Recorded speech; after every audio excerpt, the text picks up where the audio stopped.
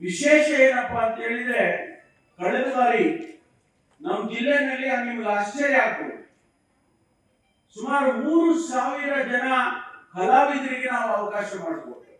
ಯಾರೋ ಒಬ್ರು ಸಂಗೀತ ಹೇಳ್ತಾರೆ, ಯಾರೋ ಒಬ್ರು ಫ್ಲೂಟ್ ಬಾರಿಸ್ತಾರೆ, ಯಾರೋ ಒಬ್ರು ನಮ್ಮ ಕಂಬದರಂಗಯ್ಯನವರು ನೋಡಿ ಇಲ್ಲೇ ಇದ್ದಾರೆ. ಅವರು ಕಂಬದರಂಗಯ್ಯನವರು ಜಿ ಟಿವಿನಲ್ಲಿ ಹಾಡಿದ್ದಕ್ಕೆ ಫೇಮಸ್ ಆಗುದು.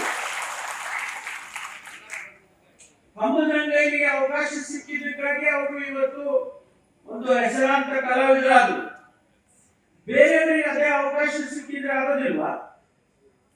ನಮ್ಮ ಡಾನ್ಸ್ ಗ್ರೂಪ್ ಕಲಾ ವಿಶ್ವನಾಥ ಗ್ರೂಪ್ ಅಂತ, ಅವರು ನವದುರ್ಗೆಯದ್ದು ಒಂದು ನೃತ್ಯ ಮಾಡಿದ್ರು.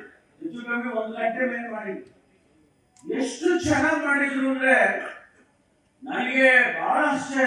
ಎಂತ ಟ್ಯಾಲೆಂಟ್ ಇದೆಯಪ್ಪ ನಮ್ಮ ತುಮಕೂರಲ್ಲಿ, ಎಂತ ಮಕ್ಕಳು ಎಷ್ಟು ಚೆನ್ನಾಗಿ ಮಾಡಿದ್ದಾರೆ ಇವರು ಅಂತೇಳಿ ಅದು ಬಹಳ ಅಪ್ರಿಶಿಯೇಟ್ ಮಾಡಿದ್ವಿ ನಾವೆಲ್ಲ. ಅದು ಈ ಸಾರಿಗೂ ಕೂಡ ಮಾಡ್ತಾರೆ ಅನ್ಕೊಂಡಿದ್ದೀವಿ. 3,000 ಜನ ಕಲಾವಿದರಿಗೆ ನಾವು ಅವಕಾಶ ಕೊಟ್ವಿ. ಅವರೆಲ್ಲ ಯಾರೋ ಅವ್ರನ್ನ ಕೇಳಿದವರಿಲ್ಲ, ಹೇಳಿದವರಿಲ್ಲ. ಯಾರಿಗೆ ಗೊತ್ತು ಅವರು ಜಿ ಟಿವಿಗೆ ಹೋಗ್ತಾರೋ, TV9 ಹೋಗ್ತಾರೋ, ಇಲ್ಲ ಇನ್ಯಾವ್ದು ಹೋಗ್ತಾರೋ ಗೊತ್ತಿಲ್ಲ. ನನಗೆ ಅವ್ರ ಯಾವ ಚಾನಲ್ ಅವರು ಪಿಕಪ್ ಮಾಡ್ಕೊಂತಾರೋ ಅದು ಅವ್ರಿಗೆ ಬಿಟ್ಟಿದ್ದು ಅಲ್ವಾ?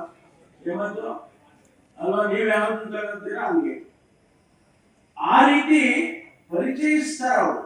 ಒಬ್ಬೊಬ್ಬ ಆರ್ಟಿಸ್ಟ್ ಅನ್ನ ಅಥವಾ ಸಾಹಿತಿಯನ್ನ ಪರಿಚಯಿಸ್ತಾರೆ ಅವರು. ಸರಿ, ಈ ಯೋಗಾಸನ ಮಾಡೋರ್ನು ಪರಿಚಯಿಸಿದ್ರು ಒಂದ್ಸತಿ ಅಲ್ವಾ? ಅವರು ಸ್ವಾಮೀಜಿ ಆಗೋದಿಲ್ಲ, ಆ ತರ ಎಲ್ಲ ಮಾಡ್ತಾರ. ಆದ್ರಿಂದ ಅದು ಅವಕಾಶವನ್ನ ನಾವು ಕೊಡ್ತೇವೆ ಅನ್ನುವಂಥದ್ದು. ಆಮೇಲೆ